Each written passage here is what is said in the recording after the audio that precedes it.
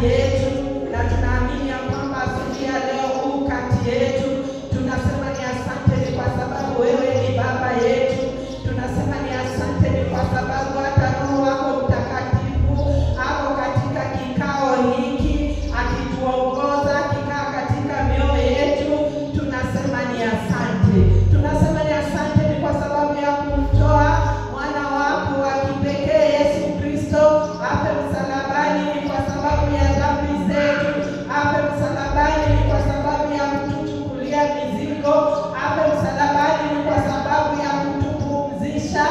Afe msalabani, damu yake ilipotiririka tukapata hata pumziko, tukaondolewa uchungu.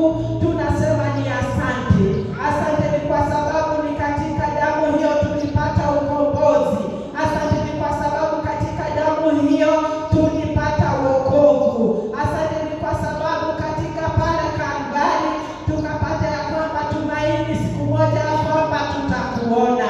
Tunasema ni asante asubuhi ya leo. Tunaomba Mungu ukaende nasi, jinsi ulivyoanza nasi tukaende nawe Mungu wetu. Asante ni kwa sababu hapo tumefika Mungu wetu.